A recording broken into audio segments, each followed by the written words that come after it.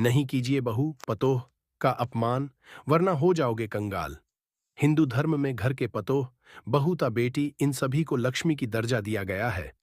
ये हम नहीं कह रहे हैं, ईश्वर के द्वारा लिखा गया वेद पुराण कहता है।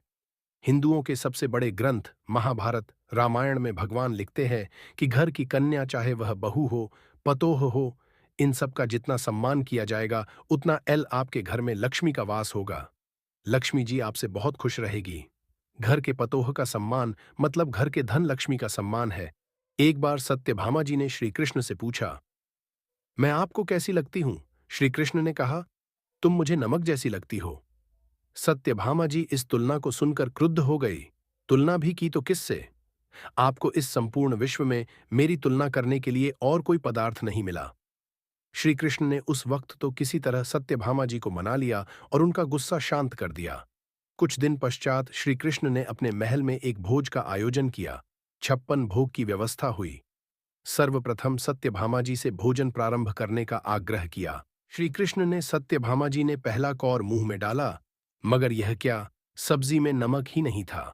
कौर को मुंह से निकाल दिया, फिर दूसरा कौर मावा मिश्री का मुंह में डाला और फिर उसे चबाते चबाते बुरा सा मुंह बनाया और फिर पानी की सहायता से किसी तरह मुंह से उतारा।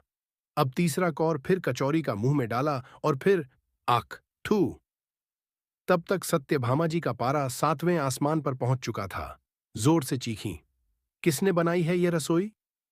सत्यभामा जी की आवाज सुनकर श्री कृष्ण दौड़ते हुए सत्यभामा जी के पास आए और पूछा, क्या हुआ देवी?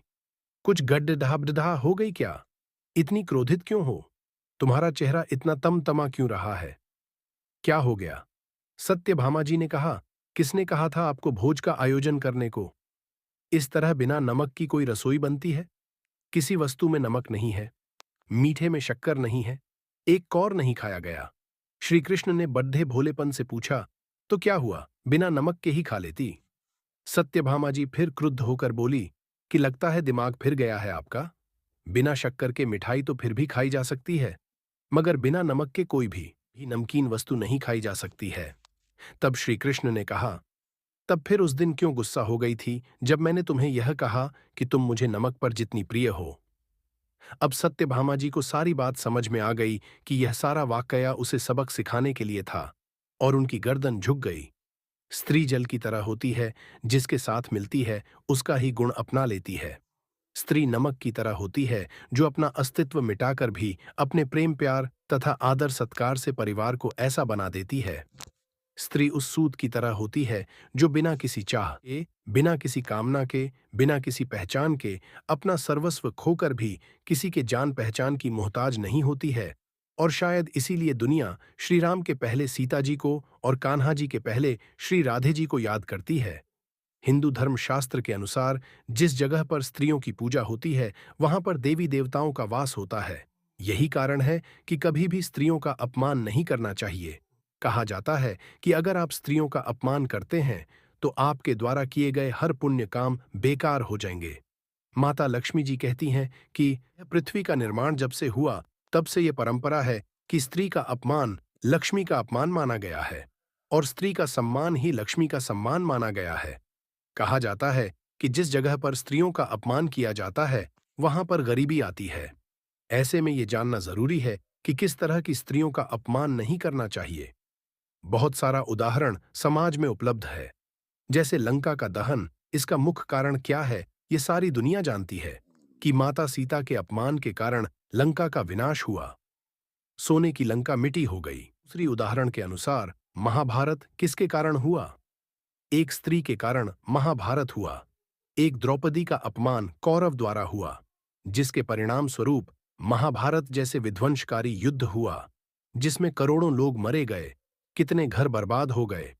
द्वारिका, कुल, गोकुल जैसे कितने राज्यों का विनाश हो गया। कौरव जैसे वंश का विनाश हो गया क्योंकि कौरव ने द्रौपदी का अपमान किया था। दूसरी तरफ पांडवों का सृजन हुआ क्योंकि उसने स्त्री का सम्मान किया था। नई बहू, हिंदू धर्मशास्त्र के अनुसार बहू को देवी लक्ष्मी का रूप माना जाता है। कहा जाता है कि जब वह घर आती है तो वह लक्ष्मी के रूप में आती है। माना जाता है कि जो लोग बहू का सम्मान नहीं करते हैं उन्हें जीवन हमेशा समस्याओं से घिरा रहता है। बहन, हिंदू धर्म में माना जाता है कि जिस स्थान पर मां को रखा जाता है, वहीं पर बहन को रखना चाहिए। कहा जाता है कि अगर आपने बहन का अपमान किया तो माना जाता है कि भगवान का अपमान कर दिया। बेटी, बेटियों को लक्ष्मी का रूप माना जाता है। कहा जाता है कि जहां पर इनको सम्मान नहीं दिया जाता है, उस स्थान पर लक्ष्मी कभी नहीं आती और वहां हमेशा गरीबी बनी रहती है। कई बार लोग तमाम कोशिशें करने के बाद भी अपने जीवन में सफलता नहीं प्राप्त कर पाते हैं।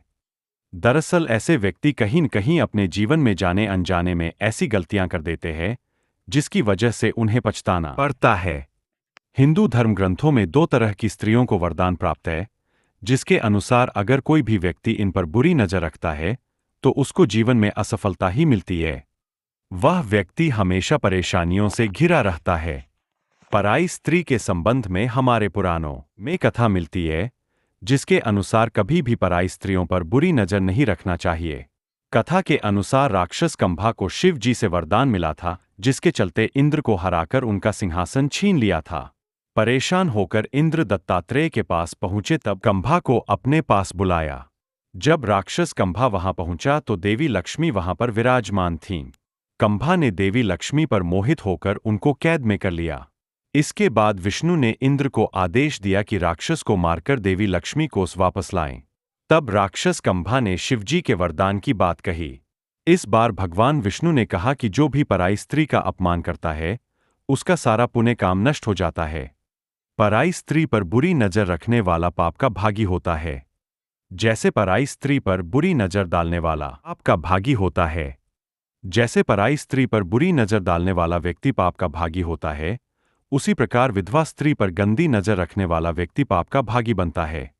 ऐसे व्यक्ति को हर जगह नाकामयाबियों का सामना करना पड़ता है, इसलिए भूलकर भी किसी विधवा स्त्री पर बुरी नजर नहीं डालनी चाहिए। घर से धन लक्ष्मी रूठ कर चली जाती है। आप कंगाल हो सकते हैं। किसी पराई स्त्री पर बुरी नजर डालने से भी धन लक्ष्मी घर से चली जाती है। अतः अपने घर के बहू, पतोह, बेटी जो भी महिला है, उसका कभी अपमान नहीं करना चाहिए। सास ससुर को भी अपने बहू पतोह का मान सम्मान करना चाहिए। कभी भी भूलकर भी इनका अपमान नहीं करना चाहिए। इसी के साथ हम अपनी वाणी को विराम देता है। आप अपने परिवार का ख्याल रखिए और अपना भी ख्याल रखिए। जय श्री राम।